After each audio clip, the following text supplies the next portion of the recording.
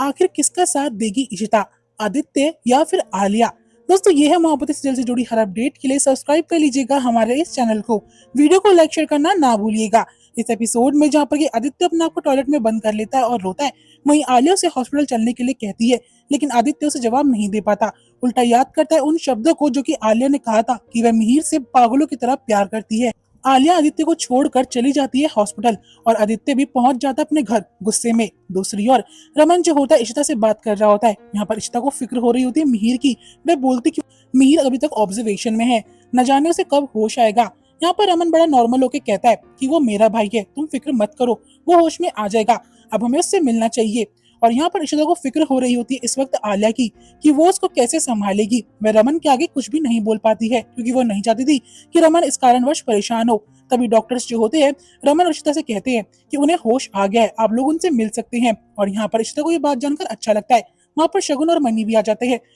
Shagun, money and Ishita Mihir से मिलने के लिए अंदर जाते हैं। दूसरी ओर रमन जो होता है घर वालों को इन्फॉर्म कर रहा होता है कि अब मिहिर होश में आ चुका है। ये बात जानकर संतोषी को काफी अच्छा लगता है।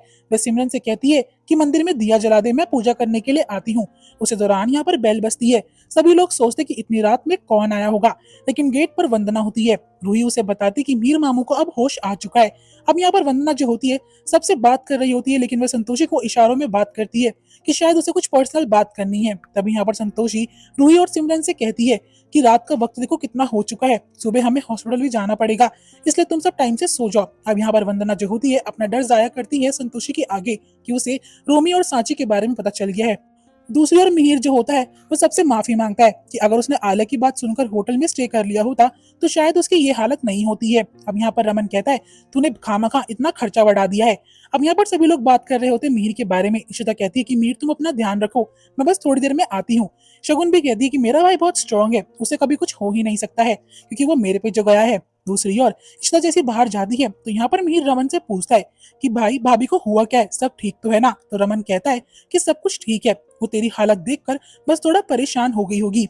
दोस्तों वहीं दूसरी ओर संतोषी और वंदना जो होती है रोमी के बारे में बात कर रहे होते हैं। संतोषी कहती है कि रोमी को घर आने दे, मैं उसे बताती हूँ आखिरकार वो मीका को धोखा कैसे दे सकता है। वंदना कहती है कि आप बस रोमी को बात बात में पता करना कि आखिरकार सच क्या है, हम बिना जाने रोमी पर ब्लेम नहीं कर सकती हैं। जब दोनों बात कर रही होती है उसी दौरान वहां पर रोमी भी आ जाता है।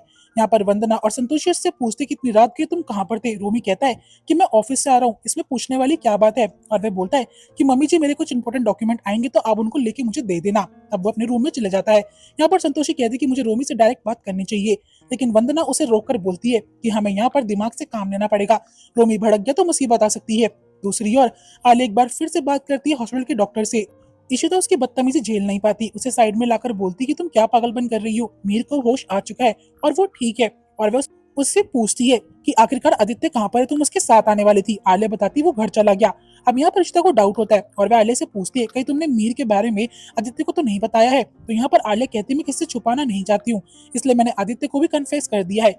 अब यहाँ पर इशिता को आदित्य की फिक्र हो रही होती है। तभी रमन आता है और उससे पूछता है कि सब ठीक तो है ना। यहाँ पर इशिता सोचती है कि मैं घर चले जाती हूँ अपने बेटे के पास। तो वह रमन से बोलती है आप यहाँ पर मीर को देख लेना, मैं चली जाती हूँ। अब यहाँ पर आलिया जो होती है मनी और शगुन से जिद करती है कि मीर के साथ क्या मैं रुक सकती हूँ, लेकिन मनी मना करता है और कहता है बच्चों की तरह जिद मत करो। यहाँ पर मीर भी समझाता है कि आलिया चुपचाप से घर चली जाओ। शगुन तो समझ जाती है कि आलिया के मन में क्या है, इसलिए वह अपनी बातों में उसे मैनिपुलेट करने की कोशिश करेगी भी आगे।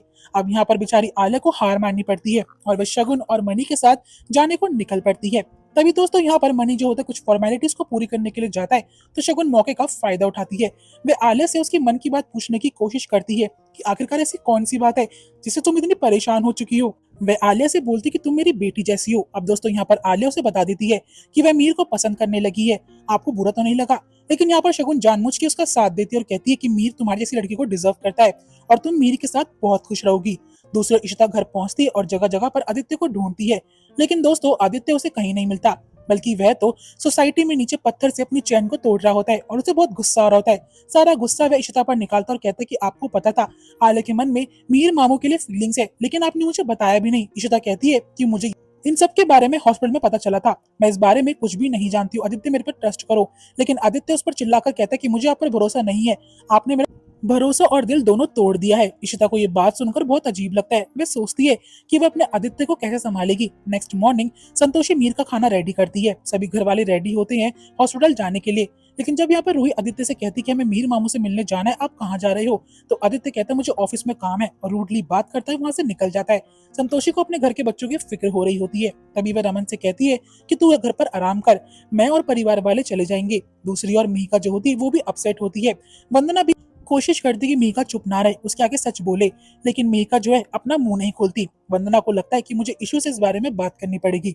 अब दोस्तों रमन पूछता है कि आखिरकार आदित्य कहाँ पर है, हम सबको हॉस्पिटल जाना होगा। तभी यहाँ पर रूही बताती वो ऑफिस चले गए हैं किसी काम से। अब जब रमन उसे गुस्से में कॉल कर रहा होता है तो इशिता रोक देती है और कहती है उसे काम होगा, उसे काम करने दो। और यहीं पे दोस्तों एपिसोड एंड हो जाएगा। हालांकि इशिता को यहाँ पर आदित्य की काफी फिक्र हो रही है। आई होप दोस्तों आपको ये वीडियो पसंद आई होगी। अगर वीडियो अच्छी लगी तो वीडियो को लाइक शेयर करना बिल्कुल भी मत भूलिएगा। एंड नेक्स्ट एपिसोड की अपडेट के लिए हमारे चैनल को सब्सक्राइब जरूर कर लीजिएगा।